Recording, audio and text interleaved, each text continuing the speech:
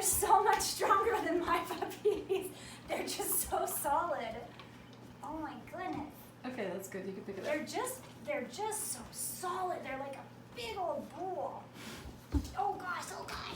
They're so thick and solid, aren't you? Yes, you are. I would take a Rottweiler to my defense over a German Shepherd.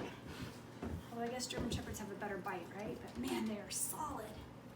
He'd knock Actually, no. They just have two different types of bites. Man, they would knock an intruder over. They'd just take them out, wouldn't they? They're just so big. Yeah. Talk to policemen. Uh-huh. We've talked to policemen before back when I used to do Schutzhund about what bite is the least preferred bite. Uh-huh. Actually, the least preferred bite is from a Malinois. Oh, yeah. Because they chew. They go up and down your arm chewing. Rotties just usually hold. Rottweilers grab and hold, or they grab and yank. Yeah. Sit down with it.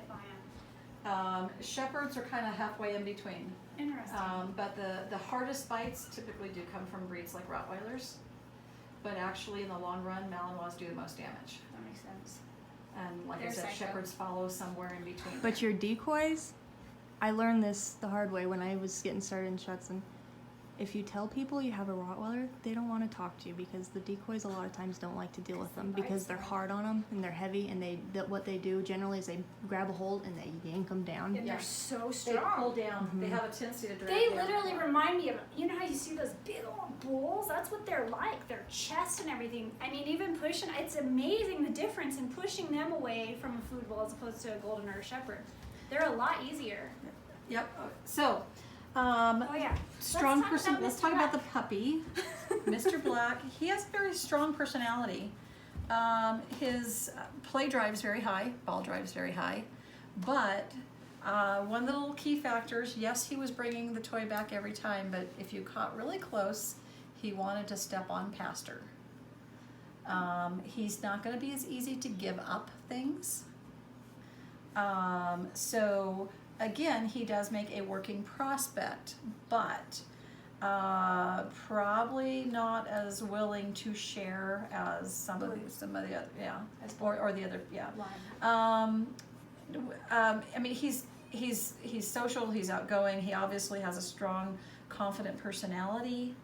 They're not over the top. Even him, I mean, yes, he's going to be busier than, say, the Green Boy, but he's still not super over the top. This is a puppy, though, that if he was going into a companion type home, they do need to channel his energies.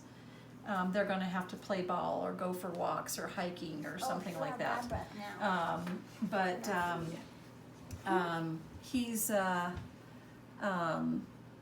you know, pretty well rounded, but he wasn't as high on the food drive as I thought he would be. I thought he'd be a little more intense there. I thought you'd grab a hold of that. And I thought he was going to have a high fight drive. He did not have a high fight drive. Yeah, that was super interesting. I thought for sure. So very high play drive, very high ball drive, but not high on the defense side. So. Okay.